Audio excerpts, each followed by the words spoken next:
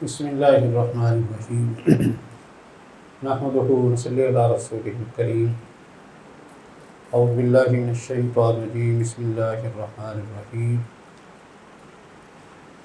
यरफ़इल्लाहु अल्लज़ीना आमनू मिनकुम वल्लज़ीना ऊतुल इल्मा दरजात व क़ाला अन्नबिय्यु सल्लल्लाहु अलैहि वसल्लम मन युरिदिल्लाहु बिही खैरन युफ़क़्क़िहु फ़िद्दीन।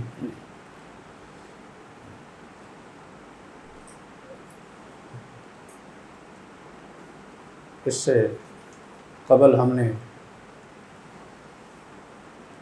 जो मौज़ू शुरू किया था उसका मुख्तसर इआदा ज़रूरी है ताकि बाद की जो बात है उसके साथ उसका रब्त कायम हो सके। ये मौज़ू जो हमने पिछले हफ्ते शुरू किया था उसमें एक बात तो ये थी कि शरीयत के मकासद मौजूद है या कि नहीं, मकासद शरीयत का सबूत, ये मौजू था। इस बात मकासद शरीयत, मकासद शरीयत साबित हैं या कि नहीं, इस बारे में मुख्तलिफ लोगों के नज़रियात बयान किए थे। किसी ने कहा कि शरीयत के कोई मकासद नहीं है, अल्लाह रब्बुल इज़्ज़त बग़ैर किसी हिकमत और हुक्म के, बग़ैर किसी हिकमत और मकसद के हुक्म देते हैं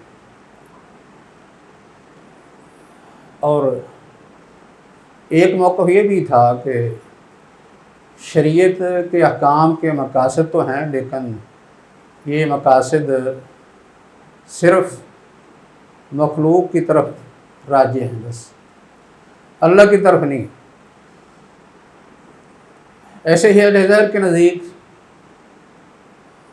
शरीयत के मकासद हैं, हिकमतें हैं, क्योंकि उन्होंने नसूस के ज़हर को लिया है तो नसूस का ज़हर ये मकासद पर दलालत करता है, जबकि क़यास की वो नफ़ी करते हैं। इसलिए क़यास की नफ़ी का तकाज़ा ये था कि मकासद की नफ़ी की जाए, लेकिन नसूस के ज़हर का तकाज़ा ये था कि मकासद को माना जाए। इसलिए उन्होंने कहा कि हम मकासद को, हिकमतों को मानते तो हैं लेकिन ये सिर्फ़ अपनी असल के साथ ही महदूद हैं, बस यानी अपनी असल से, नस से दूसरी जगह ये मुंतकिल नहीं हो सकते। यह अहले ज़हर का मौक़िफ़ था। जमहूर अहले इल्म यानी मुराद इससे अहले सुन्नत वल जमात हैं, जिनका ख़्याल था कि शरीयत के मकासद हैं, हर हुक्म का कोई ना कोई मकसद है, ख़्वाह हमें वो समझ में आए या ना आए। अगर अल्लाह रब्बुल इज़्ज़त ने मकासद ज़हर कर दिए हैं, हमें समझ आ गए हैं, तो फिर भी हम मानते हैं कि शरीयत के अहकाम के मकासद हैं और कुछ हमें भी समझ आ गए हैं। अगर हमें समझ नहीं आए या अल्लाह रब्बुल इज़्ज़त ने वैसे ही हमसे मख्फी रख लिए हैं तो फिर भी इसमें कोई ना कोई हिकमत है। अल्लाह ने जो मकसद ज़हर कर दिया उसमें भी हिकमत है, जो मकसद ज़हर नहीं किया उसमें भी हिकमत है। हर हुक्म के पीछे कोई ना कोई मकसद ज़रूर है। ये अहले सुन्नत वल जमात का मौक़िफ़ था। तो बहरहाल ये इसकी तफसील हम पीछे पढ़ चुके हैं। इसी का एक हिस्सा ये था कि शरीयत के मकासद जब हम साबित करते हैं कि शरई अहकाम अपने साथ मकासद भी रखते हैं। अल्लाह रब्बुल इज़्ज़त ने हमें शरीयत दी है, शरई अहकाम हमारे लिए मुकर्रर किए हैं और ये कुरान हदीस जो शरीयत की सूरत में हमारे सामने मौजूद है, इनके पीछे मकासद हैं। तो ये मकासद हम कैसे मालूम करेंगे? दूसरा उन्वान ये था, जिसका उन्वान ये था कि मकासद के इस बात के तरीक़े क्या है, तुरुक इसबातिल मकासद, मकासद के इस बात के तरीक़े क्या हैं। کون سے وسائل ہیں، ذرائع ہیں، کون سے طریقے ہیں جن سے ہم مقاصد کو معلوم کر سکتے ہیں۔ یہ دوسرا موضوع تھا۔ تو اس کے بارے میں ہم نے سب سے پہلی جو بات ذکر کی تھی، یعنی پہلا طریق، پہلا رستہ یا پہلا ذریعہ یا پہلا وسیلہ جس کے ساتھ ہم مقاصد معلوم کرتے ہیں، وہ کیا ہے؟ وہ استقراء ہے۔ اور اس سے پہلے ہم نے یہ بات بھی ذکر کی تھی کہ شریعت کے مقاصد نصوص اور شرعی دلائل کے بغیر نہیں جانے جا سکتے۔ شریعت کے مقاصد شرعی ادلہ کے بغیر معلوم نہیں کیے جا سکتے، کیونکہ اگر کوئی شخص شریعت کے مقاصد بیان کرے اور اس کی بنیاد شرعی دلیل نہ ہو تو یہ مقصد مردود ہوگا، ہم اسے رد کر دیں گے۔ گویا کہ یہ مقصد نہیں ہے بلکہ اللہ رب العزت پر افتراء ہے، جھوٹ ہے۔ یہ کسی آدمی نے اپنے پاس سے باندھ لیا کہ اللہ رب العزت نے یہ حکم دیا ہے اور اس کی مراد یہ تھی اور اسی کوئی دلیل نہ ہو۔ اس لیے شریعت کے مقاصد جاننے کے لیے شرعی نصوص کا ہونا یہ ضروری ہے۔ شرعی ادلہ کے بغیر، شرعی ادلہ وہ جو شریعت میں معتبر ہیں، شریعت نے ان کا لحاظ رکھا ہے، ان پر اعتماد کیے بغیر شریعت کے مقاصد نہیں بیان کیے جا سکتے، اور نہ ہی ایسے مقاصد پر اعتماد کیا جا سکتا ہے جن کی بنیاد شرعی دلائل نہ ہوں۔ تو اب شرعی دلائل سے مقاصد معلوم کرنے کا ایک معروف طریقہ استقراء کا ہے۔ استقراء کا لفظی معنی تو کسی چیز کو یا مختلف چیزوں کو جمع کرنا، آپس میں ملانا ہے، کہ کوئی شخص جس چیز کا، جس کام کا ارادہ کرتا ہے تو اس کی جزیات کو وہ اکٹھا کرتا ہے، ان کی تلاش اور جستجو کرتا ہے، تتبع کرتا ہے، اور بعد میں ان کو جمع کر کے پھر ان پر غور و فکر کرتا ہے، اور اس کے بعد کوئی نہ کوئی اس سے اصول یا نتیجہ نکال لیتا ہے۔ یہ عام طور پر مختلف امور اور معاملات میں ہوتا ہے، یعنی کوئی بھی بحث کرنے والا یا کوئی عالم کسی بھی معاملے کی جزیات کو اکٹھا کرے، پھر ان پر غور و فکر کر کے اس سے ایک اصول نکال لے، اسے استقراء کہتے ہیں۔ لیکن شرعی طور پر استقراء کیسے کہا جاتا ہے؟ شرعی طور پر استقراء کہا جاتا ہے کہ جو شرعی نصوص ہیں ان کی تتبع اور تلاش کرنا، شرعی نصوص کی تتبع و تلاش کرنا اور ان پر غور و خوض کر کے اس سے ایک مقصد یا کسی مصلحت حکمت تک پہنچنا، یہ شرعی طور پر استقراء کہلاتا ہے۔ یعنی ہماری مراد یہی ہے۔ استقراء جو ہے وہ حصی چیزوں میں ہوتا ہے اور معنوی چیزوں میں۔ حصی چیزوں میں کوئی آدمی کسی بھی معاملے کی تحقیق کرنا چاہتا ہے تو وہ بھی الگ الگ جس چیز کی وہ تحقیق چاہتا ہے یا جس چیز کا وہ استقراء کرتا ہے اس کی جزیات کو وہ اچھی طرح دیکھتا ہے، ان کی تلاش کرتا ہے، ان کو جمع کرتا ہے، پھر ان پر غور و فکر کر کے کسی نتیجے پر پہنچتا ہے۔ جیسا کہ اس کی مثال دی تھی نا کہ کوئی شخص ایک کلاس پر کوئی حکم لگانا چاہتا ہے تو اس کے لیے وہ ہر ایک طالب علم کی الگ الگ جو ہے وہ جانچ پڑتال کرے گا، اس کا جائزہ لے گا، ہر طالب علم کا الگ جائزہ لے کے اس کے بعد غور و خوض کر کے ایک نتیجے پر پہنچے گا کہ یہ ساری کلاس کیسی ہے۔ ایسے جو ہے وہ معنوی استقراء اسی طریقے سے ہوتا ہے۔ لیکن معنوی استقراء جو ہے اس سے مراد شرعی نصوص کی تتبع اور تلاش ہے۔ شرعی نصوص کو تلاش کرنا، ان کو جمع کرنا، پھر ان پر غور و خوض کر کے کسی ایک مقصد یا حکمت تک پہنچنا، یہ استقراء کہلاتا ہے، جو ہماری یہاں مراد ہے۔ اس یعنی استقراء کے ذریعے شریعت کے مقاصد معلوم کیے جاتے ہیں۔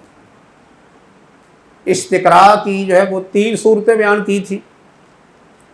ایک کا نام تھا استقراء جنس الادلہ، استقراء جنس الادلہ۔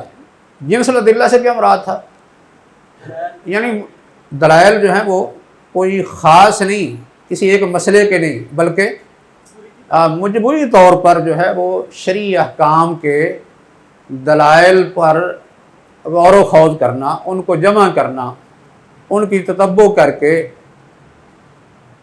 ان پر غور و فکر کر کے ان سے ایک مقصد تک پہنچنا، یعنی شریعت کے سارے ابواب مراد ہیں۔ اس سے شریعت کے مختلف ابواب پر کوئی شخص غور کرتا ہے، مثلا اس میں کتاب الطہارت ہے، کتاب الصلاۃ، کتاب زکوٰۃ ہے، اس طرح کتاب البیوع، کتاب الصیام، کتاب الحج اور باقی دیگر ابواب، سارے ابواب پر غور و خوض کر کے ان کے دلائل پر، یعنی ان کو پہلے جمع کرتا ہے، تلاش کرتا ہے، پھر ان پر غور و خوض کر کے ایک نتیجہ پر پہنچتا ہے کہ شریعت کے سارے دلائل جو ہیں، یا ان میں سے غالب، بعض دفعہ کچھ دلائل رہ بھی جاتے ہیں، غالب دلائل پر غور و خوض کر کے ایک نتیجے پر پہنچتا ہے کہ شریعت آسانی چاہتی ہے، تاثیر چاہتی ہے۔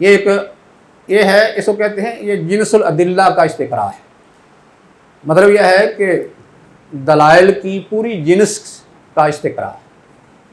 یہ یعنی سمجھ لو کہ یہ عام استقراء ہے۔ اگر کوئی شخص سارے دلائل یا اکثر دلائل کا احاطہ کر لیتا ہے، ان کی جستجو اور تتبع کر لیتا ہے، ان کو جمع کرتا ہے، ان پر غور و خوض کر کے ایک مقصد تک پہنچ جاتا ہے، تو اس استقراء کو استقراء تام کہتے ہیں، یعنی سمجھ لیں استقراء تام ہو گیا۔ اگر کسی شخص نے ادلہ کی یعنی پوری جنس پر استقراء کیا لیکن دلائل کا احاطہ نہیں کر سکا یا اکثر کا احاطہ نہیں کر سکا، تو یہ استقراء ناقص ہوگا، یعنی یہ ایک استقراء تام ہوگا اور ایک استقراء ناقص ہوگا۔ تام جب ہو جائے گا تو اس کو کہیں گے یہ مقصد قطعی تک پہنچ گیا۔ اگر استقراء اس کا ناقص ہے تو پھر مقصد اس کا قطعی نہیں بلکہ ظنی ہوگا، یعنی یہ ظنی مقصد تک پہنچتا ہے۔ ایسے ہی دوسری قسم یہ تھی کہ کوئی شخص جن ادلہ کی نوع پر غور و خوض کرتا ہے، نوع یہ خاص ہے، یعنی اس میں سارے شریعت کے جو ابواب ہیں ان کے ادلہ کا استقراء نہیں، بلکہ ان میں سے کسی ایک باب کا، کسی ایک موضوع کا، کسی ایک موضوع کے متعلق جو دلائل ہیں ان کی تتبع تلاش کر کے، ان پر غور و خوض کر کے کوئی مجتہد، باعث یا عالم ایک مقصد تک پہنچتا ہے۔ اس کی مثال کیا ہے؟ جیسے کتاب و طہارت کی ادلہ جو ہیں وہ ساری وہ اکٹھی کر کے ان پر غور و خوض کرے، یا کتاب الصلاۃ کی، یا پھر صیام کی، یا زکوٰۃ کی، یا بیوع کی، دلائل جو ہیں وہ سارے اکٹھے کرے اور ان پر غور و خوض کرے، نتیجے پر پہنچ جائے۔ مثلا کتاب الطہارت کی ادلہ اکٹھے کر کے ان پر غور و خوض کر کے ایک نتیجہ پر پہنچتا ہے۔ وہ نتیجہ کیا ہے؟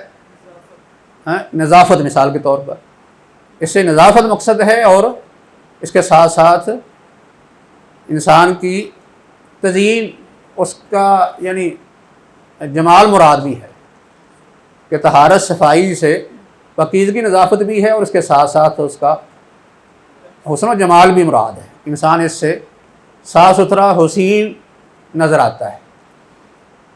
تو ایسے صیام پر غور و خوض کرتا ہے تو اس کا نتیجہ ایک نکالتا ہے کہ اس سے مراد تقوی کا حصول ہے۔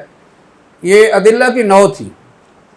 آگے جو ہے اس سے بھی ایک یعنی خاص قسم وہ ہے عین الادلہ، عین الادلہ کا استقراء۔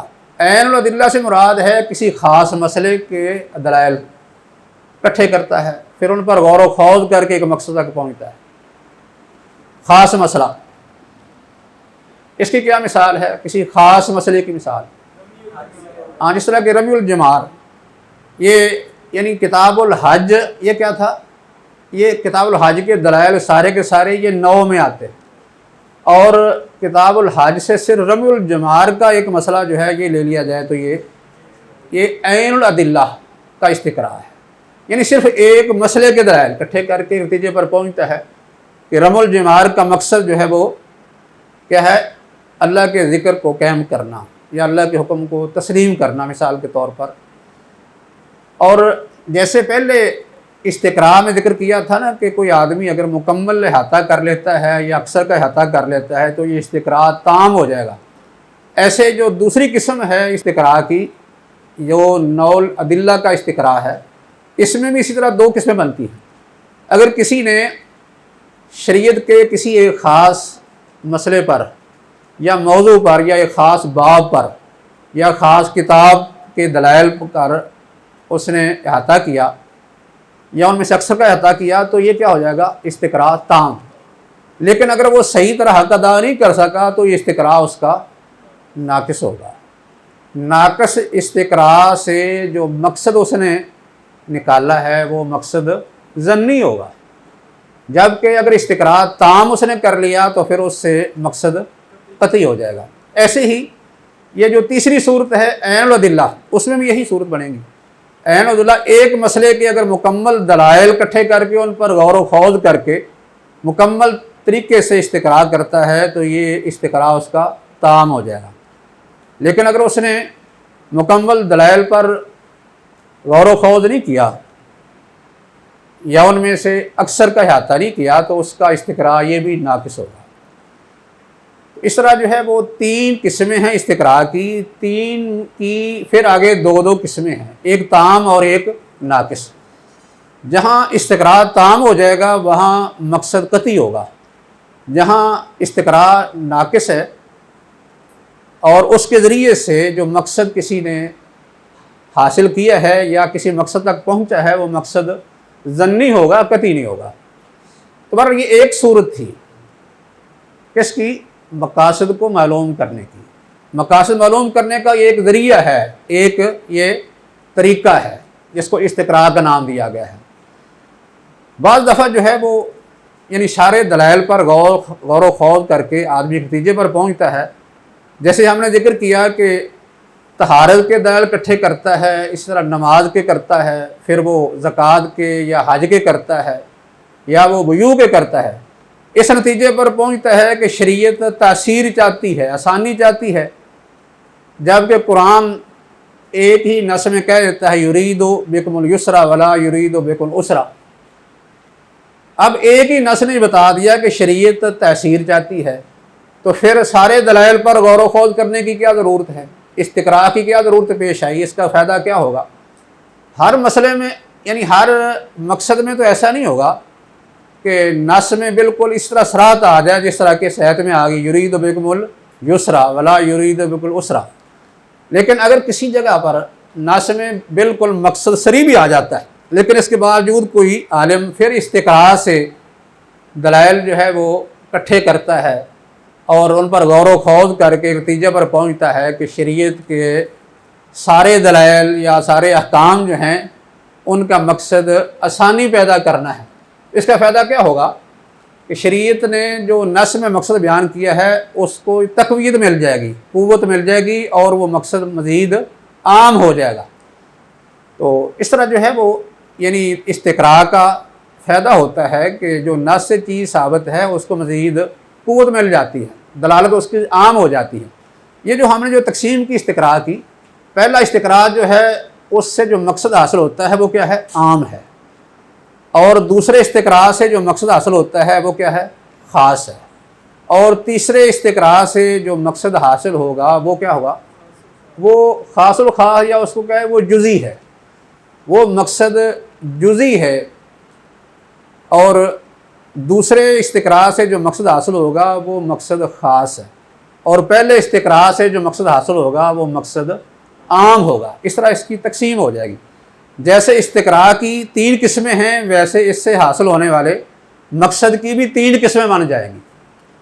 اس کے بعد دوسرا طریقہ کیا ذکر کیا تھا، جس سے مقاصد معلوم ہوتے ہیں، نصوص کی دلالت، یہ نص خود دلالت کرتی ہے جیسے ابھی یہ پیش کی تھی نا، یرید اللہ بکم السرا ولا یرید بکم العسرا، یہ نص ہے، مقصد کو بیان کر رہی ہے۔ اس طرح اور بھی نصوص جو مقاصد کی ادلہ میں ہم نے بیان کی تھی کہ شرعی نصوص جو مقاصد پر دلالت کرتے ہیں وہ اس میں سارے آ جاتے ہیں۔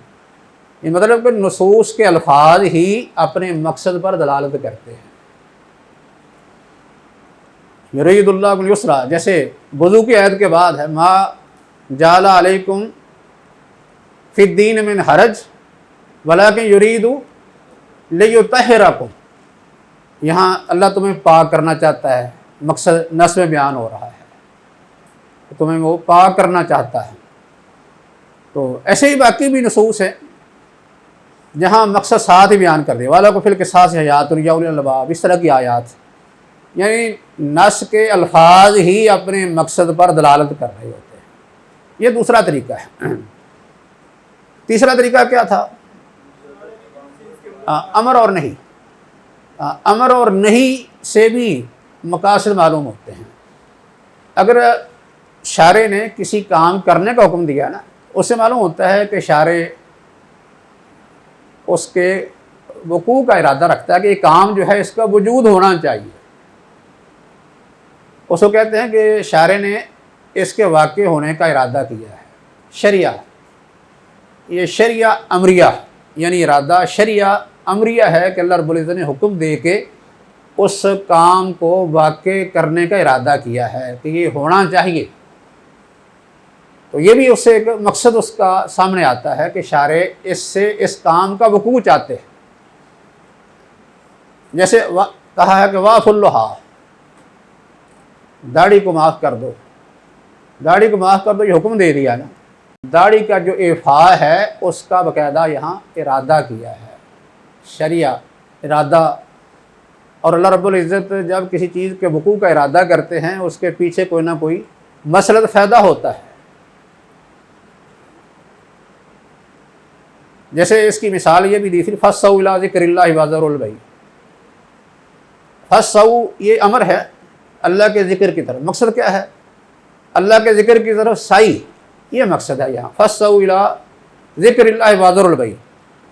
لیکن وَذَرُوا الْبَيْعَ یہ امر جو ہے یہ پہلے امر کے اس بات کے لیے ہے، جبکہ پہلا امر جو ہے وہ ابتدائی ہے، اصل مقصود ہے۔ دوسرا امر اصل مقصود نہیں ہے۔ یہ امام شاطبی کے حوالے سے بیان کی ہے، وہ کہتے ہیں کہ امر جس سے مقصد ہمیں معلوم ہوگا وہ امر ہے جو ابتدائی طور پر ہو، تابع نہ ہو۔ اگر امر تابع ہے تو اس سے مقصد جو حاصل ہوگا وہ قطعی نہیں ہوگا۔ جیسے وَذَرُوا الْبَيْعَ کہ بیع کو چھوڑ دو، بیع کو چھوڑنا اصل مقصد نہیں ہے، بیع کو چھڑوانا اصل شارع کا مقصد نہیں، بلکہ شارع کا مقصد بیع سے روکنے سے کیا ہے؟ سعی الی ذکر اللہ ہے، یہ اللہ کے ذکر کی طرف سعی ہی اصل مقصد ہے۔ اس مقصد کے لیے ہی بیع کو چھوڑنے کا حکم دیا، ورنہ ایک یعنی وہ شخص جس پر جمعہ واجب نہیں، مثال کے طور پر مسافر پر واجب نہیں ہے، عورت پر واجب نہیں، بچے پر واجب نہیں ہے۔ اگر کوئی بچہ بیع کر لے جمعے کی اذان سننے کے بعد، یا کوئی عورت بیع کر لیتی ہے، یا مسافر بیع کر لیتا ہے، تو اس کا حکم کیا ہوگا؟ اس کا حکم حرام کا نہیں ہے۔ یعنی جمعے کی اذان سننے کے بعد عام مسلمان کے لیے بیع کرنا حرام ہے، لیکن جن پر جمعہ واجب نہیں ان کے لیے حرام نہیں ہے۔ اس سے معلوم ہوتا ہے کہ شارع کا اصل مقصد بیع سے روکنا نہیں، بلکہ اصل مقصد اللہ کے ذکر کی طرف سعی ہے، یعنی اس کے لیے تیار کرنا مقصد ہے کہ جو چیز اس کے لیے رکاوٹ تھی اس سے روک دیا۔ تو امر اور نہیں دو، یعنی امر بھی مقصد معلوم کرنے کے لیے ہوتا ہے، اور جب کسی کام سے روکا جائے تو اس سے بھی مقصد ظاہر ہوتا ہے کہ جس سے شارع روک رہے ہیں اس کی نہیں شارع کی مراد ہے، یعنی وہ کام جو اس کا وجود نہیں ہونا چاہیے، اور اس کا لازم نتیجہ اس کے اندر کوئی نہ کوئی فساد ہے، خرابی ہے، خواہ وہ ہمیں سمجھ میں آئے یا نہ آئے۔ جیسے ہم نے ذکر کیا نا کہ پہلے کچھ مقاصد ایسے ہیں شریعت کے جو ہماری عقل فوری قبول کر لیتی ہے، کچھ ایسے ہیں کہ وہ جلدی سمجھ نہیں آتے، بعض دفعہ بالکل ہی نہیں آتے، بعض دفعہ غور و فکر کرنے کے بعد آ جاتے ہیں، کئی دفعہ غور و فکر کرنے کے بعد بھی نہیں آتے۔ لیکن اس کا مقصد یہ نہیں کہ ان احکام کے پیچھے کوئی مقاصد نہیں، مقاصد ضرور ہوتے ہیں۔ تو اس لیے نہیں جب ہو، یعنی کسی کام سے شارع روکا ہو، تو شارع کا مقصد اس کام کا عدم وقوع ہے کہ اس کا واقع نہیں ہونا چاہیے، باقاعدہ شارع اس کام کے وجود کو نہیں چاہتے، پسند نہیں کرتے شرعی طور پر، کیونکہ اس کے اندر کوئی نہ کوئی فساد خرابی ہے۔ جو جس کام سے روکا گیا ہے اس پر غور و فکر کرنے سے سمجھ میں آ جاتی ہے۔ یہ تیسری صورت تھی۔ چوتھی کیا تھی؟ چوتھی صورت یا چوتھا رستہ، چوتھا ذریعہ شریعت کے مقاصد کو معلوم کرنے کا، وہ یہ تھا کہ احکام کی علتیں معلوم کی جائیں۔ جب آپ احکام کی علتیں معلوم کر لیں گے تو اس کے بعد پھر احکام کے مقاصد بھی معلوم ہو جائیں گے۔ علت معلوم ہونے کے بعد مقاصد معلوم ہو جاتے ہیں۔ شرعی احکام کی علتیں معلوم کرنا یہ بھی ایک ذریعہ ہے، کیونکہ علتیں جو ہیں وہ کیا کرتی ہیں؟ مقاصد کے بارے میں یعنی رہنمائی کرتی ہیں۔ علت جو ہوتی ہے وہ مقصد کی طرف رہنمائی کرتی ہے۔ اس کی مثال کیا ہے؟ جیسے ہم نے مسافر کے لیے نماز کی یعنی قصر کی رخصت ہے، نماز قصر کر سکتا ہے یا روزہ چھوڑ سکتا ہے، تو یہ رخصت یا بیمار آدمی کو رخصت دی گئی ہے۔ بیمار آدمی کے لیے رخصت ہے، اس کے لیے رخصت کس چیز کی ہے؟ بیمار آدمی کے لیے وہ نماز ضرورت کے تحت اگر واقع ضرورت بن جائے تو نماز جمع کر سکتا ہے، یا پھر بیٹھ کے پڑھ لے یا لیٹ کے پڑھ لے، اشارے سے پڑھ لے، یہ اس کے لیے بہرحال آسانیاں ہیں۔ یہ بیماری ایک علت ہے یا سفر یہ علت ہے۔ قرآن نے روزے کے مسئلہ میں دو خاص کر یہ عذر پہ بیان کیے، من کان منکم مریضا او علی سفر فعدۃ من ایام اخر، تو بیماری اور ایک سفر اس کو علت قرار دیا ہے۔ تو جب ہم مسافر کے لیے نماز کے قصر کرنے کی علت سفر بیان کریں گے تو اس کے بعد اس کی حکمت سمجھ آ جائے گی، اور وہ حکمت کیا ہے؟ وہ ہے مشقت کو دور کرنا، اس کے لیے آسانی پیدا کرنا۔ اس لیے کہ عام طور پر سفر میں مشقت ہوتی ہے، اور یہ مشقت ایک جو روٹین کی مشقت ہے نا، جس کو عادت کی مشقت کہتے ہیں، اس سے ذرا آگے بڑھ جاتی ہے، کیونکہ ایک مشقت وہ ہے جو شرعی احکام پر عمل کرنے سے انسان کو برداشت کرنا ہوتی ہے۔ ہم عام طور پر نماز پڑھتے ہیں گرمی سردی میں، تو اس سے بھی کوئی نہ کوئی مشقت تو ہوتی ہے، لیکن یہ مشقت وہ ہے جو معمول کی ہے۔ اس کو کہتے ہیں کہ وہ یعنی یہ مشقت عادت کے مطابق ہوتی ہے، روٹین کی، یعنی عام معمول کے مطابق۔ جب معمول سے کوئی مشقت نکلتی ہے وہاں شارع کوئی نہ کوئی رخصت دے دیتا ہے۔ بیماری کی حالت یہ انسان کی نارمل حالت نہیں ہوتی، نارمل حالت انسان کی صحت کی ہے۔ جیسے انسان کی نارمل حالت جو ہے وہ ایک جگہ مقیم ہونے کی ہے، مسافر ہونے کی حالت یہ نارمل نہیں ہے، اصل نہیں ہے۔ تو جب آدمی سفر کی طرف نکلتا ہے تو اس سے مشقت کچھ عادت سے بڑھ جاتی ہے، اس لیے وہاں شارع نے اس کو رخصت دے دی۔ بہرحال مشقت کو دور کرنا، اس کے لیے آسانی وہاں پہنچانا، یہ مقصد ہے۔ تو جب ہم نے علت معلوم کی تو اس کے پیچھے جو ہے مقصد یہ بھی یعنی معلوم ہو گیا۔ علتوں کو معلوم کرنے سے مقاصد یہ معلوم ہوتے ہیں، یعنی احکام کی تعلیل سے مقاصد کا حصول یا ان کی معرفت، ان کا علم یہ آسان ہو جاتا ہے۔ یہ علتیں اس کے لیے رہنمائی کرتی ہیں۔ ایسے ہی نمازوں کو جمع کرنے کا تصور ایک سفر میں ہے۔ سفر میں بھی مقصد مشقت کو دور کرنا ہے، دو نمازوں کو جمع کرنا۔ ایسے بیمار آدمی بیماری کی حالت میں نمازوں کو جمع کرتا ہے، یعنی اس کو ایک ضرورت بن جاتی ہے، ایک ایسی حاجت پیش آ جاتی ہے کہ جو اس کے لیے مشقت پیدا کر دیتی ہے، اور مشقت عام طور پر روٹین سے ذرا بڑھ جاتی ہے۔ اس لیے وہاں اس کو نمازوں کو جمع کرنا یہ جائز ہوتا ہے۔ اگرچہ ہمارے ہاں جو ہے وہ نمازوں کو جمع کرنے کی صورتیں اور بھی ہیں آج کل، جیسے بارش کے وقت 2 نمازوں کو جمع کر لیا، اس طرح آندھی میں، طوفان میں، یا برف باری میں، یا بڑی سخت سردی میں، یا کسی کے خوف سے نمازوں کو جمع کرنے کا تصور یہ پایا جاتا ہے۔ اگرچہ یہ جمع کی صورتیں جو ہیں وہ اختلافی ہیں کہ یہ جائز ہیں یا کہ نہیں، کیونکہ مسجد میں اگر کوئی آدمی نہیں آ سکتا تو اس کی دوسری صورت گھر میں پڑھنے کی ہوتی ہے کہ گھر میں وقت پر پڑھی جا سکتی ہے نماز، لیکن بعض دفعہ ضرورت بن بھی جاتی ہے کہ 2 نمازیں جو ہیں وہ وقت پر نہیں پڑھی جاتی، انہیں کو اکٹھا کرنا ایک ضرورت یا حاجت بن جاتی ہے۔ جیسا کہ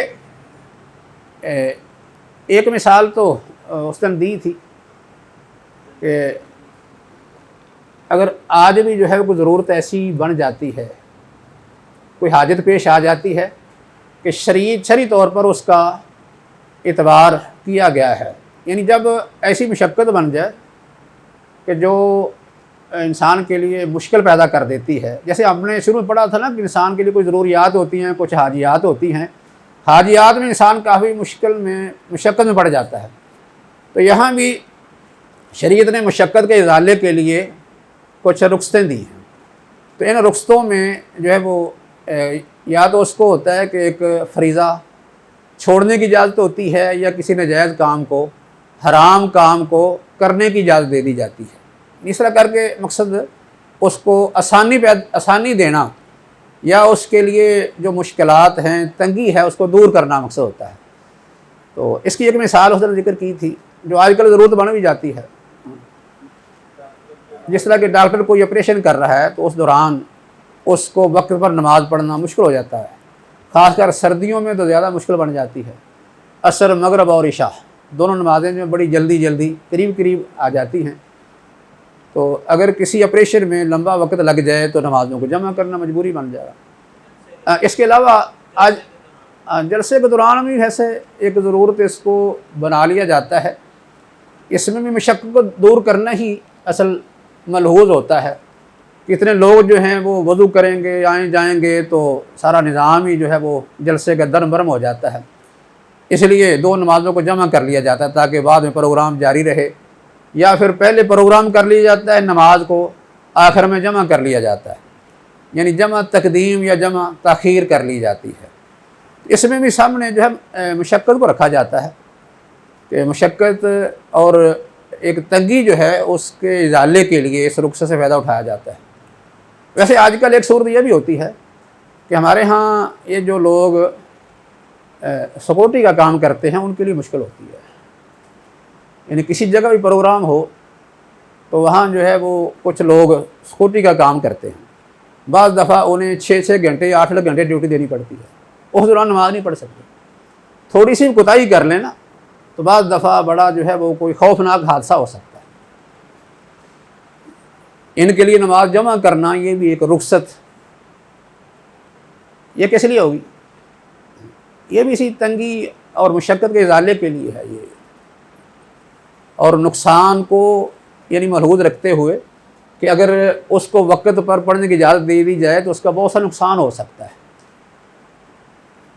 یہ عام طور پر یعنی ضرورت پیش آتا ہے کہ بیت اللہ کے اندر ایسا ہوتا ہے، بیت اللہ کے اندر جو لوگ سیکورٹی گارڈ ہوتے ہیں یا پولیس والے ڈیوٹی دے رہے ہوتے ہیں، وہ 2 نمازیں جو ہیں وہ عام طور پر اکٹھی کر لیتے ہیں۔ مثلا مغرب سے پہلے کھڑے ہیں تو وہ عشاء تک اسی طرح کھڑے رہیں گے، 2 نمازیں جمع کریں گے، ان کو درمیان میں فرصت نہیں ہوتی نماز پڑھنے کی، اور بھی کئی جگہ پر ایسا ہوتا ہے۔ تو بہرحال یہ بھی ایک صورت بن جاتی ہے۔ اس مسئلہ میں کیونکہ اصل ضابطہ جو ہے قیاس کی روح سے وہ تو یہ ہوتا ہے کہ علت وہ کیسی ہونی چاہیے، منضبط ہونی چاہیے۔ جیسے ہم نے قیاس کی بات میں تھوڑا سا ذکر کیا تھا کہ یعنی ایک علت کی تعریف کرتے ہوئے ذکر ہوا تھا، اگرچہ قیاس کی باقاعدہ بات تو ہم نے بیان نہیں کی، لیکن قیاس کا ایک جز جو بڑا اہم ہے وہ ہے علت۔ علت کی تعریف میں ذکر کیا تھا کہ علت ایک ایسا وصف ہونا چاہیے جو ظاہر بھی ہو اور منضبط بھی ہو اور متعدی بھی ہو، پھر ہی قیاس ہو سکتا ہے۔ بہرحال یہ خاص قیاس کے لیے ہے کہ وہ علت منضبط اور ظاہر اور متعدی ہو۔ عام اصول یہی ہے کہ اگر کسی حکم کی علت منضبط ہوگی اسی پر ہی کسی دوسرے حکم کو ہم قیاس کر سکتے ہیں، ورنہ نہیں کر سکتے، کیونکہ اگر علت منضبط نہیں ہوگی تو پھر تو قاعدہ ضابطہ کوئی نہیں رہے گا نا۔ جو آدمی جہاں چاہے گا وہ اس قیاس کو استعمال کر لے گا۔ جیسے ہم اسی مثال کے اندر یہ لے لیں، اگر صرف ہم اس میں علت مشقت کو بنا لیں صرف، تو پھر جس جگہ کسی کو مشقت ہوگی وہاں وہ رعایت لے گا، رخصت کو استعمال کرے گا۔ وہ سمجھے گا کہ میں تو کہ مشقت میں ہوں لہٰذا مجھے اس کی اجازت ہے، کیونکہ شریعت نے اگر مسافر کو یا بیمار کو اجازت دی ہے تو پھر مجھے بھی اجازت ہونی چاہیے۔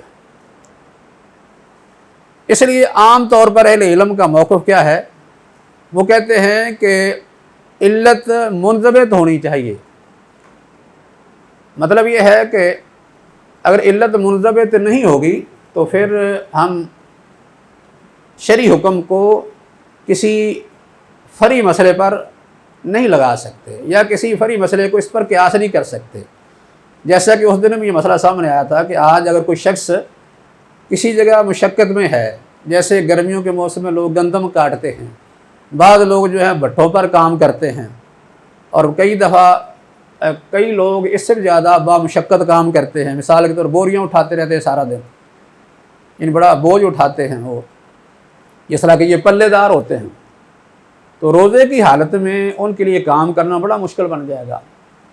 تو اب ہم اگر علت کو دیکھیں تو قیاس کی علت تو منضبط ہی ہونی چاہیے، جس طرح کہ عام اہل علم کے ہاں یہ شرط پائی جاتی ہے کہ اگر آپ کسی مسئلے کو کسی نص پر قیاس کرنا چاہتے ہیں تو اسی وقت ہی قیاس جائز ہوگا جب اصل کے اندر جو علت ہے وہ منضبط ہوگی۔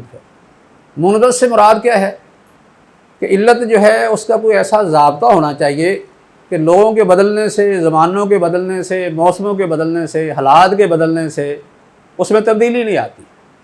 جیسے مثلا سفر ہے یا مرض ہے، ان کے اندر تبدیلی نہیں آتی ہے، ہر حالت میں سفر سفر ہی رہے گا، خواہ وہ گدھے کا سفر ہو، گھوڑے کا ہو یا وہ جہاز کا ہو۔ ایسے بیماری ہے، کوئی آدمی کہاں کا رہنے والا ہے، اگر وہ بیمار ہے تو اس کی بیماری اس کے لیے عذر ہوگی، اس میں نہ تو اشخاص کی تبدیلی سے کوئی فرق پڑے گا، نہ حالات کی تبدیلی سے پڑے گا، نہ کوئی موسم کی تبدیلی اس پر اثر انداز ہوگی۔ تو اس لیے وصف منضبط ہونا چاہیے، عام اصول یہی ہے۔ لیکن اس کے بارے میں جو ہے ابن تیمیہ نے جو ہے وہ کچھ لجک رکھی ہے۔ ابن تیمیہ کے ہاں عام طور پر وہ کہتے ہیں کہ علت منضبط ہی ہونی چاہیے، یعنی اس کا کوئی نہ کوئی ضابطہ ہونا چاہیے۔ ضابطہ اگر نہیں ہوگا تو پھر لوگ قیاس کا ناجائز استعمال کریں گے، لیکن انہوں نے مخصوص حالات میں اس کی اجازت دی ہے۔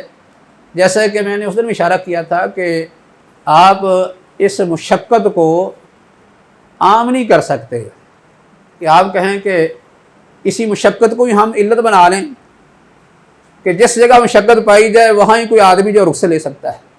اس طرح پھر روزوں کے مہینوں میں کوئی آدمی روزے نہیں رکھے گا، ہر آدمی اسی مشقت کو ہی بہانہ بنا کے روزے وہ چھوڑ دے گا۔ وہ کہے گا کیونکہ مسافر کے لیے مشقت ہے، اس کے لیے روزہ چھوڑنا یہ جائز ہے۔ ایسے ہی مسافر آدمی نماز قصر کر سکتا ہے، جمع کر سکتا ہے، اور جو بیمار آدمی ہے اگر وہ روزہ چھوڑ سکتا ہے تو پھر جو بامشقت کام کرنے والا آدمی وہ بھی چھوڑ سکتا ہے۔ تو اس میں بہرحال ابن تیمیہ نے جو ایک مخصوص اجازت دی ہے، وہ کہتے ہیں کہ کچھ مخصوص حالات میں ہم جو حکمت ہے نا، مقصد ہے، اس کو علت کے قائم مقام کر لیں گے۔ یعنی اگر ہم ہر وقت ہی علت کو ملحوظ رکھیں گے تو پھر ہم شریعت کے مقاصد کو فوت کر دیں گے۔ اس لیے عام طور پر تو یہی ہونا چاہیے کہ علت منضبط ہو، لیکن کسی وقت مخصوص حالات میں مقاصد کو سامنے رکھتے ہوئے اگر حکمت کو علت کے قائم مقام کر لیا جائے تو اس میں کچھ رخصت اجازت ہوگی۔ وہ ہے کہ ان کی اس رائے کا نتیجہ کیا نکلے گا؟ اس کا نتیجہ یہ نکلے گا کہ پھر کسی وقت مخصوص حالات میں اگر کوئی آدمی واقعی بڑا ہی بامشقت کام کر رہا ہے، اس کے بغیر اس کا چارہ بھی نہیں، تو پھر وہ بھی یعنی روزہ پھر چھوڑ سکے گا بعد میں قضائی دے لے گا. یعنی ابن تیمیہ کی اس رائے کا نتیجہ یہ نکلتا ہے. یعنی یہ مخصوص حالات ہیں، سے عام طور پر نہیں ہے. یعنی خاص حالات میں جب کوئی آدمی یعنی سمجھ لے کہ مجبوری ہو جاتا ہے کہ کام کے بغیر بھی چارہ نہیں، اور روزے کے ساتھ وہ کام کر بھی نہیں سکتا، تو ایسی حالت میں اس کی اس مشقت کو سامنے رکھتے ہوئے، کیونکہ شریعت کا مقصد مشقت کا ازالہ ہے، یعنی مشقت کو دور کرنا، ان کے لیے آسانی پیدا کرنا، تنگی سے ان کو نکالنا. اگر کوئی آدمی کسی وقت تنگی میں پھنس جائے، مشکل میں پھنس جائے، تو اس کے لیے یہ وقتی عارضی جو ہے وہ پھر رخصت ہوگی. مستقل اصول اس لیے بنایا جا سکتا کہ لوگ اس سے ناجائز فائدہ اٹھائیں گے. یعنی یہ وقتی فیصلہ جو ہے وہ ہر آدمی کے لیے کرنا بھی مشکل ہوتا ہے. یہ فیصلے جو ہے اگر آپ عوام کے ہاتھ میں دے دیں گے تو پھر تو وہ اپنی مرضی سے استعمال کریں گے. اس لیے اس کا فیصلہ بھی جو ہے وہ کسی صاحب علم کو ہی کرنا چاہیے کہ حالات کو سامنے رکھ کے کسی کے لیے ایسی کوئی رخصت دے کہ وہ جو مشقت میں آدمی تنگی میں پڑا ہوا ہے، اس کی تنگی اور مشقت جو ہے وہ دور ہو سکے. جس طرح کہ کوئی چند مثالیں پہلے آئی تھی، خصوصی طور پر جس طرح کہ یہ موسم کٹائی کا ہوتا ہے نا، گندم کے ضائع ہونے کا بھی خطرہ ہوتا ہے، اور دن بھی وہی مخصوص ہوتے ہیں. روزے کی حالت میں بعض دفعہ ایک آدمی وہ کاٹ بھی نہیں سکتا، کاٹے نہ تو مال بھی ضائع ہو رہا ہے، جبکہ مال کا تحفظ بھی شریعت کے مقاصد میں سے ایک مقصد ہے. تو اس طرح کا فیصلہ جو ہے وقتی طور پر یہ کیا جا سکتا ہے. پر یہ ابن تیمیہ کی ایک رائے تھی، اگرچہ باقی اہل علم عام طور پر اس کو قبول نہیں کرتے. ان کے ہاں علت کے لیے اصول یہی ہے کہ وہ منضبط ہو. اگر منضبط نہیں ہے تو پھر آپ حکمت کو علت بنا کے اس سے فائدہ نہیں اٹھا سکتے یا اس سے رخصت کو استعمال نہیں کر سکتے. لیکن ابن تیمیہ نے بہرحال یہ ایک خاص صورت میں یعنی مخصوص حالات میں کہا ہے کہ شریعت کے مقاصد کو سامنے رکھ کے کہ اگر ہم بالکل علت سے ہی چمٹے رہے تو نتیجہ کیا نکلے گا کہ بعض دفعہ اس سے شریعت کے مقاصد فوت ہو جائیں گے.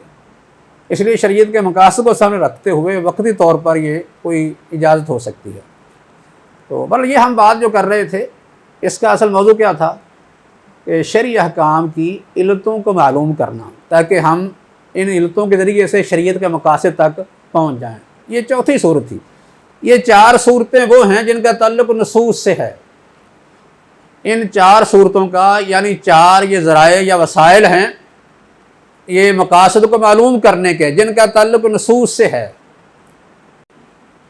ان سے مقاصد معلوم کیے جاتے ہیں یا مقاصد کی معرفت حاصل کی جاتی ہے. اب اس کے بعد جو پانچویں صورت ہے ایک، وہ یہ ہے کہ شارع کا ساکت ہونا، یعنی کسی معاملے میں شارع جو ہے وہ سکوت اختیار کرے، کوئی حکم نہ بتائے. یعنی شارع نے کسی چیز پر یا کسی معاملے پر کوئی حکم نہ لگایا ہو، اس کو کہتے ہیں یہ کیا ہے؟ سکوت الشارع، شارع کا سکوت. شارع کا جو سکوت ہے اس کی دو صورتیں ہیں. ایک صورت یہ ہے کہ عادات سے شارع کا سکوت اختیار کرنا، عادات کے بارے میں شارع کا سکوت اختیار کرنا. عادات کیا ہیں؟ یعنی اس سے مراد وہ معاملات ہوتے ہیں جو ہم بشری تقاضے کے تحت سر انجام دیتے ہیں. وہ ہماری ایک بشری ضرورت ہوتے ہیں کہ وہ کام ہم نے کرنے ہیں. مثلا سونا جو ہے یہ ہماری ایک ضرورت ہے، لباس بھی ضرورت ہے، کھانا پینا ایک ضرورت ہے. اس طرح استعمال کی چیزیں ہیں، یہ بھی ہماری ضرورتیں ہیں. ان کو کہتے ہیں عادات. ان کا تعلق عادات سے ہے. عادات کے بارے میں عام طور پر جو ہے وہ شارع نے خاموشی اختیار کی ہے. یعنی جیسے حدیث آتی ہے نا کہ حلال وہ ہے جس کو اللہ نے حلال کر دیا، اور حرام وہ ہے جس کو اللہ نے حرام کر دیا. الحلال ما حل اللہ لکم والحرام ما حرم اللہ علیکم. اب اس کے بعد ہے ما ساکت عنہ فہو معفو عنہ. اس طرح کر کے حدیث ہے. کہ حلال وہ ہے جو اللہ نے تمہارے لیے اپنی کتاب میں حلال کر دیا، اور حرام وہ ہے جو اللہ نے تمہارے لیے اپنی کتاب میں حرام کر دیا۔ اور جس کے بارے میں اللہ نے خاموشی اختیار کر دی، تو یہ خاموشی جو ہے وہ کیسے ہے؟ ایک حدیث میں یہ بھی الفاظ آتے ہیں رحمتن بکم غیر نسیان، اللہ کی یہ تمہارے لیے رحمت ہے، اللہ کی طرف سے بھول نہیں ہوئی۔ جن چیزوں کے بارے میں اللہ نے سکوت اختیار کیا ہے، تو یہ سکوت کیوں ہے؟ یہ سمجھیں کہ اللہ تبارک و تعالیٰ نے تمہارے لیے رحمت فرمائی ہے، بھول کی وجہ سے نہیں ہے کہ اللہ کو اس کے بارے میں حکم بھول گیا ہے کہ اس نے لگایا نہیں، تو یہ بل اللہ کی رحمت ہے۔ تو ما ساکت عنہ معفو، اس طرح بھی حدیث کے الفاظ آتے ہیں۔ اس سے مراد یہی ہے کہ وہ عادات جن کے بارے میں شارع نے سکوت اختیار کیا ہے۔ سکوت کا مقصد یہ نہیں ہے کہ بالکل ہی ان کے بارے میں کوئی نص نہیں ہے یا ان پر کوئی ثواب نہیں ہے۔ جو عادات ہوتی ہیں نیت کے مطابق ان پر ثواب ملتا ہے۔ اگر کوئی آدمی ایک کام بطور عادت کرتا ہے، مثلا نیند جو ہے تو عادت، ایک انسان کی ضرورت ہے، انسان کے جسم کے لیے یہ ایک ضروری چیز ہے، اس کے بغیر انسان کی زندگی قائم نہیں رہ سکتی۔ لیکن نیند اگر کوئی آدمی اس نیت سے کرے کہ میں ذرا آرام کر کے بعد میں اٹھ کے نماز پڑھوں گا یا اللہ کی عبادت کروں گا، تو اس کا سونا بھی یہ عبادت بن جائے گا، اس پر ثواب ہوگا، ہے یہ عادت۔ ایسے ہی کھانا پینا انسان بطور عادت ویسے تو کرتا ہے، لیکن اگر اس کی نیت یہ ہو کہ میں نے یہ کھانا کھا کے بعد میں اللہ کی عبادت کرنی ہے یا کوئی دین کا کام کرنا ہے، تو یہ کھانا بھی اس کے لیے عبادت بن جائے گا۔ گویا کہ جب نیت اللہ کے تقرب کی بن جائے گی، پھر عادات جو ہیں یہ بھی عبادات بن جاتی ہیں۔ ویسے عام طور پر عادات کے اندر اصول کیا ہے؟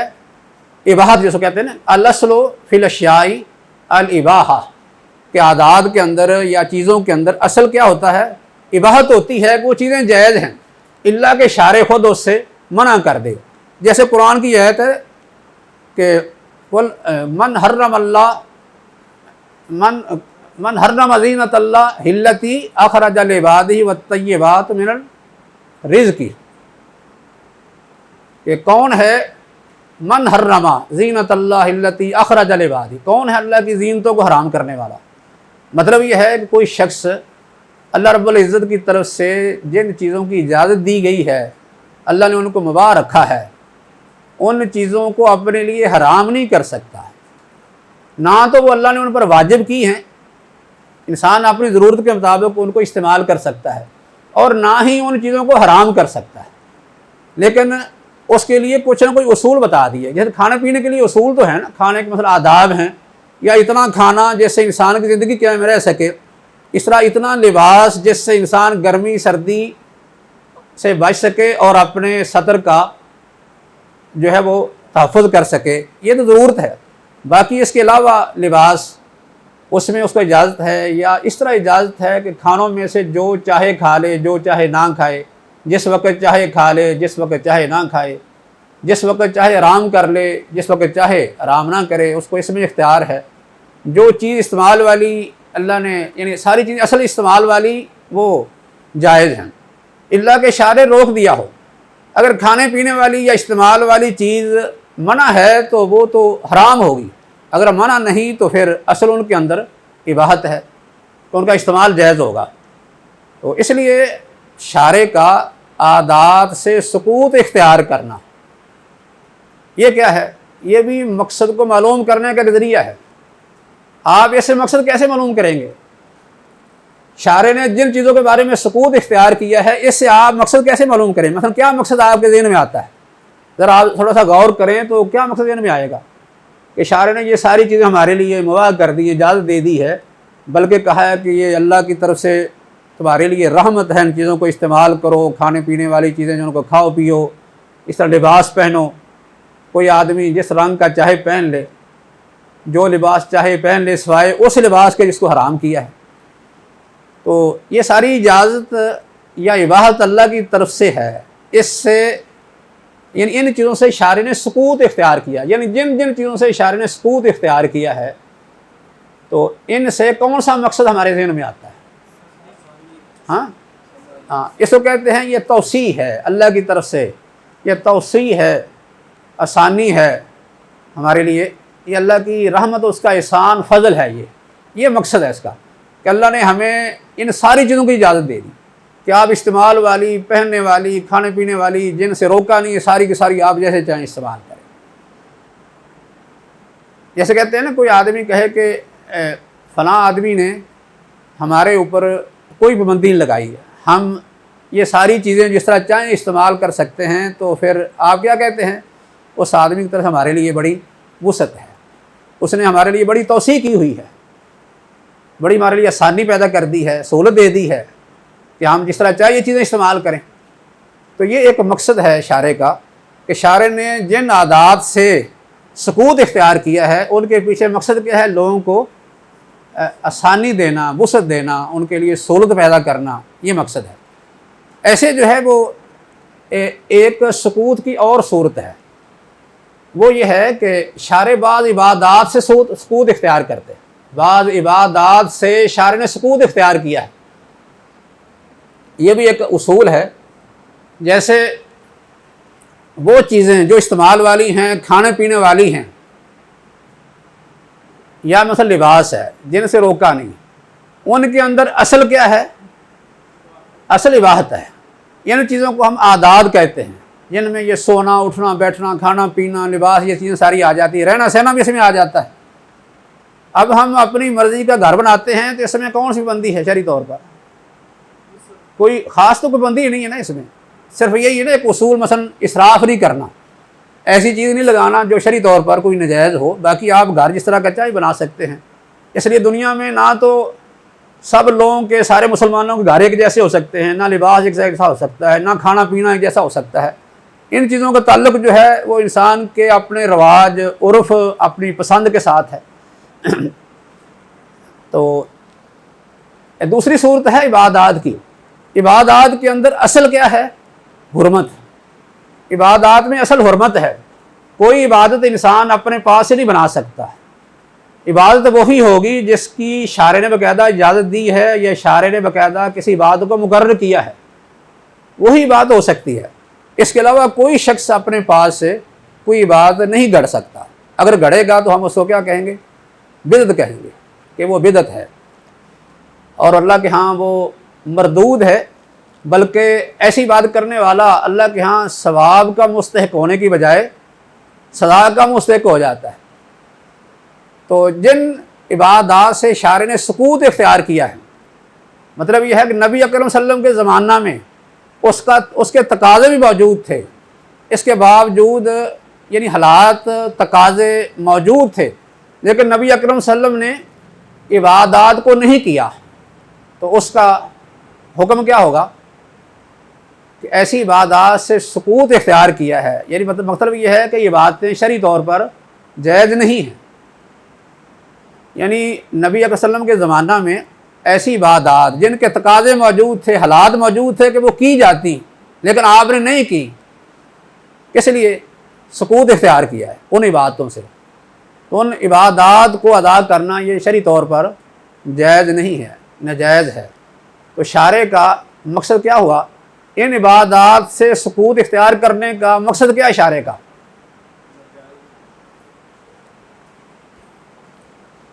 ان عبادات سے سکوت اختیار کرنے کا کیا مقصد ہے؟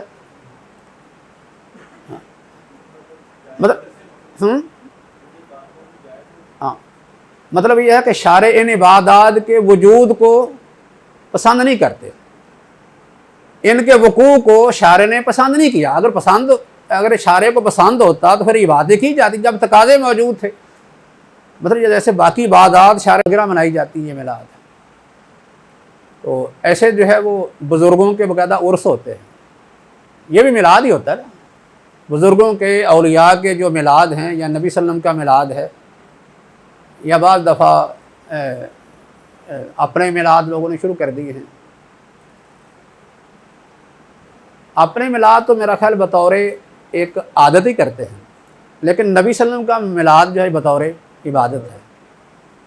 اس طرح بزرگوں کے جو میلاد ہیں وہ بھی بطور عبادت کیے جاتے ہیں۔ تو کیا نبی صلی اللہ علیہ وسلم کے وقت میں اس کے تقاضے موجود تھے یا کہ نہیں؟ آپ کے وقت میں یعنی کوئی ایسا ولی بزرگ فوت نہیں ہوا تھا جس کے بعد نبی صلی اللہ علیہ وسلم باقاعدہ کوئی میلاد بنا کے ہمارے لیے کوئی عبادت مقرر کر دیتے. یہ بھی ایک عبادت ہے. آپ کے وقت میں ایک تو پہلے انبیاء بھی موجود تھے, ان کا میلاد ہو سکتا تھا نا. پہلے انبیاء میں سے کسی نبی کا میلاد بھی ہو سکتا تھا, خاص کر آپ ابراہیمی دین پر تھے تو کم از کم حضرت ابراہیم علیہ السلام کا ہی میلاد آپ بنا دیتے. اس طرح حضرت خدیجہ کی وفات بھی آپ کی زندگی میں ہوئی نا. حضرت خدیجہ کی آپ نے بڑی فضیلت بیان فرمائی ہے.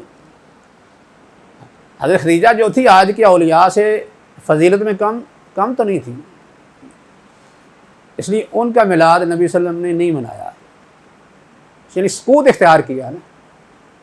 تو آپ کا یعنی اشارے کا یا نبی صلی اللہ علیہ وسلم کا سکوت اختیار کرنا, یہ اس بات کی دلیل ہے ان چیزوں کا وقوع اشارے کو پسند نہیں تھا, نہ ہی وہ چاہتا تھا.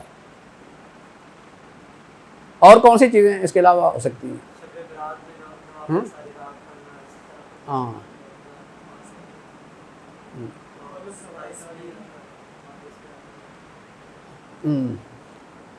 ہاں یہ چیزیں بھی ہیں. شب برات کی بات, اس طرح شب معراج کی بات, یہ بھی واقعات پہلے ہو چکے تھے.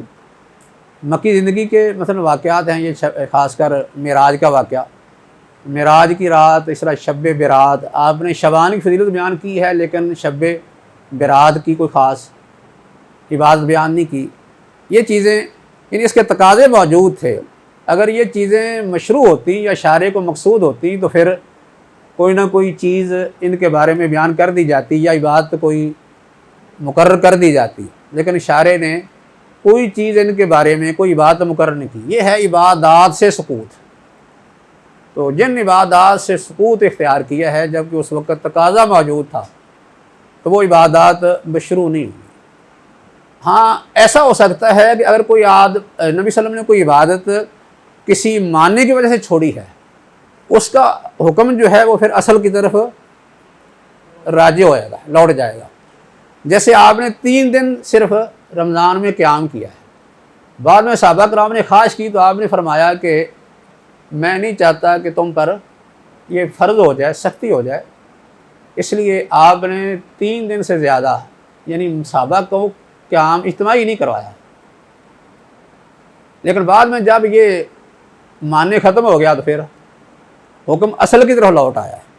اس لیے بعد میں حضرت عمر نے سب کو پھر اکٹھا کر دیا, ایک امام کے پیچھے سارے جو ہیں وہ تراویح پڑھیں گے, کیونکہ یہ وقتی ماننے تھا. اس لیے باقی بھی چیزیں بے شمار ہیں. کئی لوگوں نے کئی عبادتیں اپنے پاس سے بنا لی. جیسے مثلا آپ طواف کرتے ہیں نا, طواف کے بعد 2 رکعتیں مقام ابراہیم پر پڑھی جاتی ہیں. کئی لوگ ایسے ہیں وہ صفا مروہ کی سعی کرتے ہیں تو وہاں بھی 2 رکعتیں پڑھتے ہیں. جمرات کی رمی کرتے ہیں تو وہاں بھی 2 رکعتیں پڑھ دیتے ہیں. مزدلفہ میں ٹھہرتے ہیں تو وہاں بھی 2 رکعتیں پڑھ دی. تو یہ عبادتیں جو ہیں وہ نبی صلی اللہ علیہ وسلم کی طرف سے ثابت نہیں ہیں, بلکہ ان کے بارے میں خاموشی ہے. اس لیے یہ یعنی ایسی باتیں ہیں کہ ان کے تقاضے اس وقت موجود تھے, ہو سکتی تھی, لیکن آپ نے نہیں کی, خاموشی اختیار کی ہے نا. اس لیے ان کا وقوع شارع کو پسند نہیں تھا. جیسے مثال کے طور آج اجتماعی طور پر ذکر ہوتا ہے, اجتماعی ذکر نبی صلی اللہ علیہ وسلم ثابت ہے. اجتماعی ذکر ہو سکتا تھا نا, مسجد میں آپ اگر درس دیتے تھے, نمازیں پڑھاتے تھے, لوگوں کو تعلیم دیتے تھے, مسائل بتاتے تھے, سوالوں کے جواب دیتے تھے, باقاعدہ تقریریں کرتے تھے آپ, تو وہاں اجتماعی ذکر کیوں نہیں ہو سکتا تھا؟ اجتماعی درود کیوں نہیں ہو سکتا تھا؟ اجتماعی درود یا اجتماعی ذکر یہ ہو سکتے تھے نا. لیکن ان عبادات سے شارع نے سکوت اختیار کیا ہے. تو اس کا مطلب یہ ہے کہ شارع ان چیزوں کے وجود کو یعنی خواہ وہ ظاہری طور پر عبادتیں نظر آتی لیکن ان عبادتوں کے وجود کو پسند نہیں کرتے تھے, اس لیے سکوت اختیار کیا. بہرحال یہ بھی ایک ذریعہ ہے شارع کے مقاصد معلوم کرنے کا کہ اگر شارع نے عادات سے سکوت اختیار کیا ہے, اس کا مطلب ہے کہ جن عادات سے روکا نہیں وہ ساری کی ساری جائز ہیں. اس میں لوگوں کے لیے آسانی, وسعت, ان کے لیے جو ہے وہ سمجھنے اس چیز ایک یعنی مزید خوشحالی ہے ان کے لیے. ایک یعنی یہ سمجھ لیں کہ تحسینیات میں بھی چیزیں آ جاتی ہیں, ان میں بہت سی چیزیں تحسینیات میں آ جاتی ہیں کہ ہمیں شریعت نے منع نہیں کیا, وسعت دے دی ہے کہ آپ جو ہے ان چیزوں کو استعمال کر لیں. اسی طرح عبادات سے اگر خاموشی اختیار کی ہے تو اس کا مقصد یہ ہے کہ ان چیزوں کے وجود یا وقوع کو اشارے نے پسند نہیں کیا، ورنہ ایک یہ ذریعہ ہے کہ اس طرح جو ہے وہ یہ 5 صورتیں تقریباً، یہ ٹوٹل 5 صورتیں یہ بن گئی ہے، استقراء اور دوسری یعنی نصوص کے الفاظ، اور تیسری چیز امر نہیں، اور چوتھی احکام کی علتوں کو پہچاننا تاکہ ہم مقاصد تک پہنچ جائیں، اور 5ویں چیز شارع کا سقوط، یہ بھی مقاصد کی طرح رہنمائی کرتا ہے۔ وما علینا الا البلاغ۔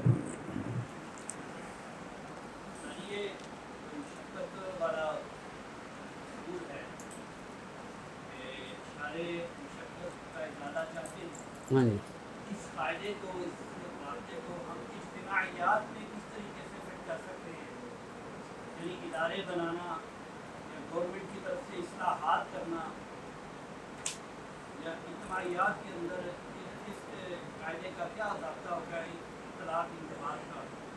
اس حوالے سے کیا جس طرح کہ حضرت عمر نے جمع قرآن کیا، یہ اس طرح یا فوج کا شعبہ بنایا، ہاں ہاں، نہیں مطلب ہے کہ نئی چیزیں کوئی بنانا یا ویسے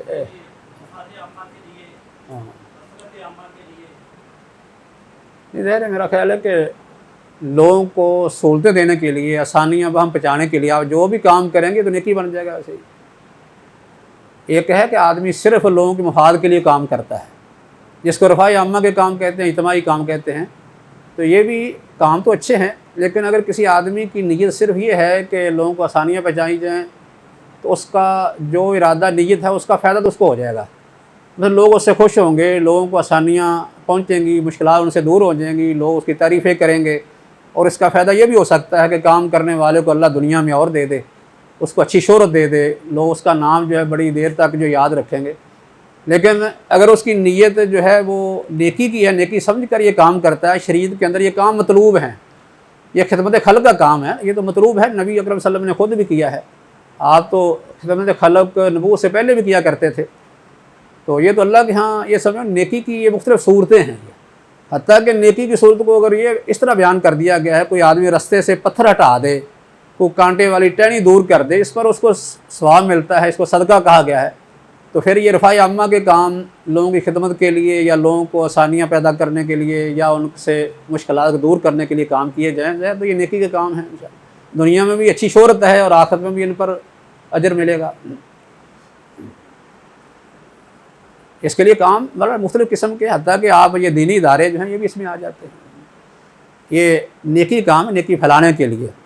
ایک ہے مخصوص ہوتے ہیں، اس میں اگرچہ کوئی نیکی کا تصور نہیں ہے، اس میں صرف لوگوں کو صرف آسانی پہنچانا ہی مقصد ہوتا ہے، مشکلات سے نکالنا، تو ہے تو وہ بھی ایک نیکی، لیکن اگر اس میں مقصد ویسے دین کا بھی رکھ لیا جائے تو دوہرا فائدہ ہو جائے گا۔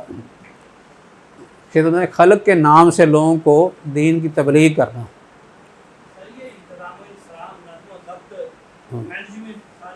ہاں اس میں یہ تو خیر جو انتظام اسلام میرا خیال ہے یہ تو ابھی ایک اسلام کا حصہ ہے ایک، کیونکہ اس کے بغیر تو کام چل نہیں سکتا، اور اس کی سب سے بڑی دلیل یہ ہے کہ اسلام کے اندر ہم بے شمار، بلکہ میرا خیال ہر حکم کے اندر ہم کوئی نہ کوئی ڈسپلن ہی دیکھتے ہیں۔ سب سے پہلا ڈسپلن تو یہ ہے کہ خلیفہ کا ہونا، امیر کا ہونا، اس کا تصور اسلام کے اندر بہت زیادہ ہے کہ بڑی سطح سے لے کر چھوٹی سطح تک جو ہے امیر کا ہونا، تو یہ نظام کو درست کرنے کے لیے ہے۔ ایسے جو ہے وہ نماز جو ہے وہ بہت بڑا سبق ہے اس کے لیے، بلکہ ساری ہماری عبادات جو ہمیں نظم و ضبط سکھاتی ہے، نظم و ضبط کے بغیر دنیا کا نظام چل نہیں سکتا۔ اس لیے شریعت کے جتنے بھی احکام کے یا ہمارے مختلف پہلو ہیں، ان میں ہر ایک میں کوئی نہ کوئی ڈسپلن کا پہلو ضرور نکل آتا ہے۔ ہاں اس میں ظاہر ہے کہ اشاروں میں بھی اشاروں میں رکنا بھی اسی میں آ جائے گا، بلکہ بعد ضرورت بن جاتی ہے، کیونکہ اس میں لوگوں کی جان مال کا تحفظ ہے نا، ایک تنگی سے نکالنا بھی ہے۔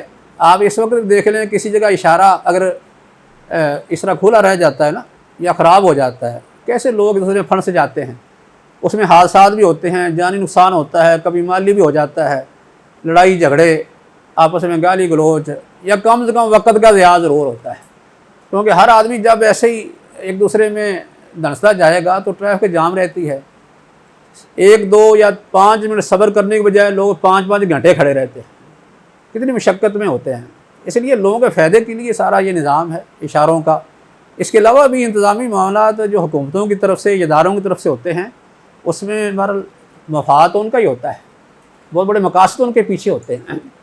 اگر یہ نظام نہ ہو تو پھر یہ یعنی اس طرح کر کے یعنی تنظیم باقاعدہ نہ کی جائے یا ایک ڈسپلن نہ بنایا جائے تو لوگ جو ہیں وہ کتنے بھی نیک ہو جائیں نا، اس کے باوجود زندگی کا نظام نہیں چل سکتا ہے، کیونکہ اگر کسی جگہ پر 1000 آدمی رہتا ہے تو ان میں سے چند ایسے ہوں گے جو خود اپنے آپ کو نظم کا پابند بنانے والے، چند آپ کو نظر آئیں گے گنتی کے، باقی سارے ایسے ہوں گے۔ جیسے آج بھی ہمارے معاشرے کے اندر تو بد نظمی بہت زیادہ ہے نا، ایسے اچھے خاصے لوگ آپ دیکھتے ہیں، نمازی بھی ہیں، پرہیزگار بھی ہیں، آپ کو دیکھنے میں بڑے نیک نظر آئیں گے، لیکن جس جگہ کوئی اجتماعی معاملہ پیش آتا ہے تو سارے کے سارے دوسرے کو دھکے دے رہے ہوتے ہیں، یعنی ایسی بد نظمی پیدا ہو جاتی ہے کہ وہاں وہ کسی ڈسپلن کا لحاظ نہیں رکھتے۔ کوئی چیز جو ہے وہ آپ کوئی تقسیم کرنا شروع کر دیں تو وہاں کیا بنتا ہے، یعنی کوئی نظم نہیں ہے۔ اگر کسی جگہ بل جمع کرانے ہیں تو اس کا بھی ایک نظام ہے نا، کہ جو آدمی پہلے آئے وہ پہلے کھڑا ہو، بعد والا بعد میں کھڑا ہو، لیکن ہمارے یہاں یہ ہوتا ہے کہ بعد والا جو ہے کوشش کرتا ہے کسی طریقے سے جو ہے وہ آگے جا کے دھنس جائے، جس کا نقصان یہ ہے جو پہلے آنے والا ہے بیچارہ وہ بڑی دیر تک کھڑا رہتا ہے، لیکن بعد میں آیا وہ کسی نہ کسی طریقے سے آگے گیا اور جلدی نکل گیا۔ تو بہرحال یہ دوسرے کی حق تلفی ہے اس طرح۔ تو بہرحال یہ تو سارا جو سمجھ لیں کہ ایک جال ہے پورے ایک نظام کا، کہ اس کا جو ہے وہ ایک حصہ بڑا اہم ہے، ضروری ہے، اس کے بغیر یہ ہمارا نظام جو ہے وہ چل نہیں سکتا، دنیا کی زندگی قائم نہیں رہ سکتی۔ جس کو کہتے ہیں جنگل کا قانون بن جائے گا۔ جنگل کا قانون جو ہوتا ہے اس میں کوئی نظام نہیں ہوتا ہے۔ انسان کو اللہ نے جنگل کا قانون نہیں دیا، یہاں اللہ کا جو نظام ہے ایک تو وہ بھی انسان کی اصلاح کے لیے، اجتماعی اور انفرادی اصلاح کے لیے ہے، دوسرا جو یہ ثواب دیدی ایک اختیار ہے یا انتظامی معاملات ہیں لوگوں کے، ان کی بڑی اہمیت اپنی جگہ پر، کیونکہ شریعت سے ہمیں یہ چیزیں ملتی ہیں جاری۔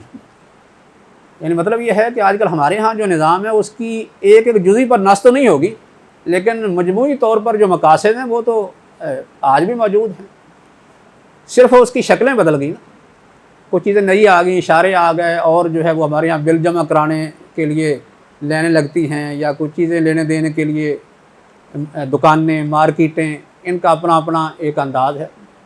ویسے یعنی ایک نظم جو ہے وہ تو پرانا ہی چل رہا ہے آپ کے وقت سے۔